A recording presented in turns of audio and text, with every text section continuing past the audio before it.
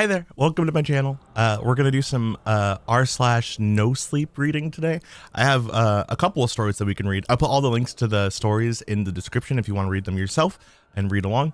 And hopefully you enjoy actually seeing a face read instead of like an AI reading and stuff like that. So if you like more personalized reading, leave a sub, and thank you guys for coming in. All right, let's do this. The Lifeguard's Choice. When two girls started drowning at the same time, Joel, the only lifeguard on duty, jumped into action. He made what seemed to be the logical choice. He went for the closer girl first, paddling as hard as he could. Once he got her out of the water, he swam for the second girl. Onlookers around the pool took out their phones and filmed the ordeal rather than help. Joel was a fast swimmer. He quickly got to the second girl. But when you're drowning, there are centuries in every panic second. An ambulance was called. The pool was closed. Later that night, Joel's manager called to tell him the second girl didn't make it.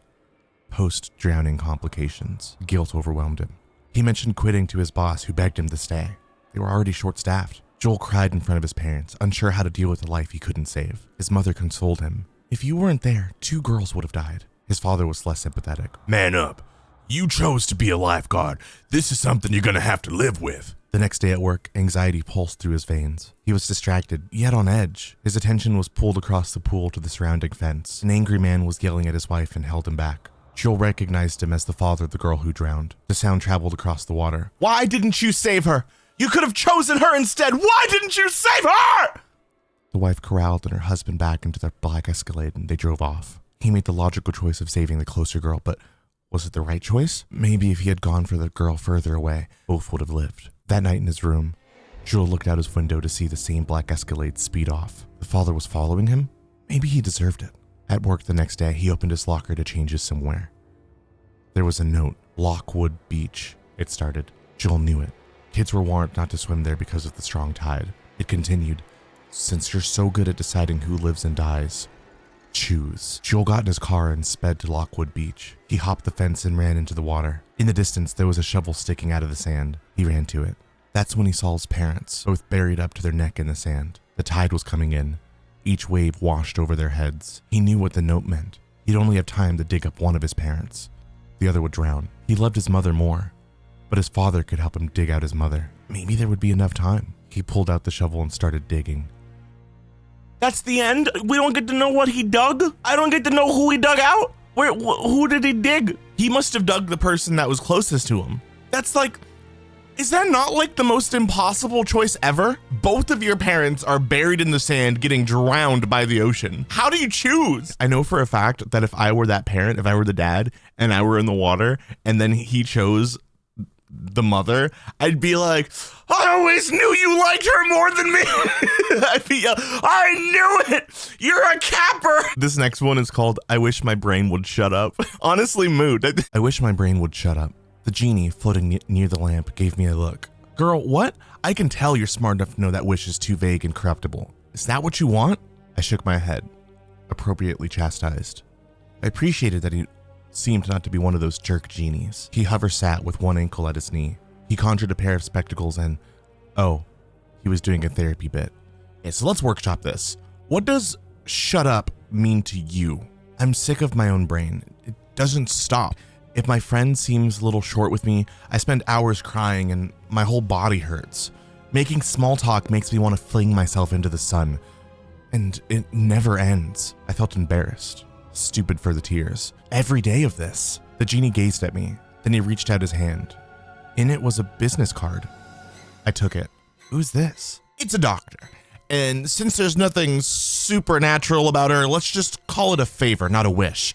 You still have 3. No, I wanted to say, I just couldn't. I put the card in my pocket and faked a smile. Thank you. You got this, he smiled. All right, babe, I don't know what's going on with your life until you summon me again, so when you need me, just rub the lamp. And he poofed away with a cheeky panache. I looked the psychiatrist up. She was well regarded, but I couldn't bring myself to call. What if I got on medication and became worse? Or what if I was one of the 100,000 people who had a stroke? What if she institutionalized me? I avoided the genie. I imagined him being offended I hadn't taken his advice and decided to ruin my future wishes. Plus, I didn't want to bother him. For a year, life was the same until tonight.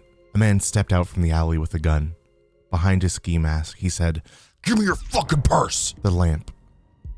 It was in my purse. I thought it'd be safest. Now, if this guy got a hold of it, things could be bad, not just for me, but for everyone in society. So I ran. He caught me with ease and dragged me into the alley while I struggled. In the scuffle, I tried to scratch at his face and pull off his mask. His expression maddened, and I realized my mistake.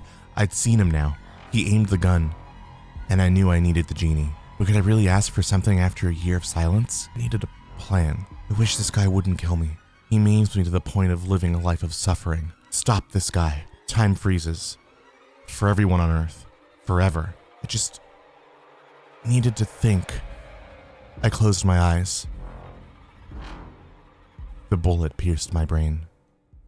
Can we just talk about the fact that the genie was yassified? Like this line, girl, what? Girl, what? I can tell you're smart enough to know that this wish is too vague and corruptible. Why was the genie so sassy, bro? This one is called Imaginary Friends. Everyone seemed to really like it yesterday, but I didn't get a chance to record it, so we're going to record it right now. Thank you guys for being here. Leave a follow if you guys are new. Let's go. All right. Imaginary Friends. Max, please stop. I pleaded with my son. We were strolling back from the nearby convenience store, but he wouldn't quit talking with his imaginary friends, much to my dismay. Ever since my wife's passing 2 years ago, he had picked up this habit out of nowhere, which, to be honest, creeped me out. Even the passerby seemed to be put off by it. Max, remember what I told you? This is a public place, I reminded him sternly. But Dad, he whined. No buts, cut it out, I commanded, trying to ignore the sympathetic glances of those around us. As we reached Greenwood Hills Cemetery, I caught sight of a little girl with braided hair, big glasses, and a red polka dot dress. She was sitting before a tombstone, talking to herself. Max, take a look at that, I told him, gesturing towards the girl. If you don't stop talking to your imaginary friends, you might end up like her, unable to tell reality from fiction. I led the way toward her, signaling Max to follow. Hey there, little one. Are you all right? I asked her, trying to mask the unease in my voice. The girl looked up at me and then at Max, then back at me, blinking. Yes, Mr. Thompson, I was just talking to my mother. I was taken aback that she knew my name. That's very polite of you, but have we met before? No, we haven't met, she replied, adjusting her glasses. But Max has told me all about you. Oh, he has? I was surprised, turning to Max. You didn't mention that you made a new friend. Do you know her? Max was still sulking and refused to answer. Yes, he does, Mr. Thompson, the girl responded for him. He even comforted me after the accident. Accident? I'm sorry to hear that you went through something so traumatic. Can you tell me more about it? I asked, feeling concerned. The girl paused for a moment. It was 2 years ago. My mother was driving me home from practice when you were also driving your wife and Max to a restaurant from the opposite direction. Our car crashed, and you're the only survivor of that accident. You don't remember any of that? I felt a chill run down my spine. What do you mean? But Dad, you said we shouldn't talk to imaginary friends. Max interrupted me. I turned to him, but he was gone. I searched behind me, but he had vanished. Max! I called out frantically, my voice trembling with worry. I turned back. Hey, did you see where Max... The girl had disappeared too.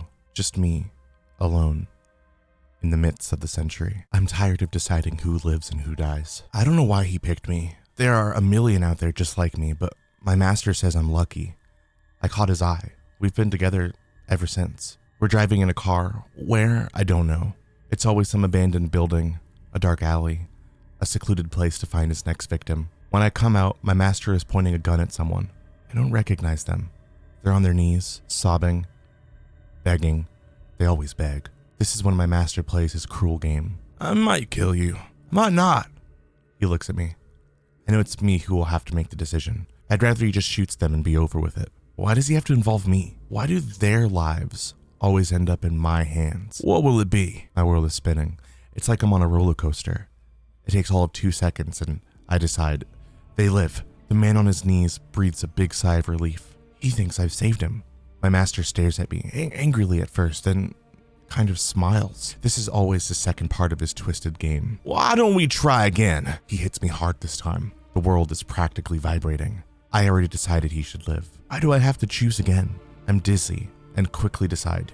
He dies. Bingo! My master pulls the trigger, sending the innocent man's brain splattering against the stained concrete. No matter how many times I decide they should live, he waits until I choose death. In the end, they always die. I couldn't do it without you, he says to me. He shines me on his lapel, gives me a kiss, and puts me in his breast pocket so I don't get mixed in with the other change. He's a quarter! He was a coin! Dude! That's freaking tight! That was a good one.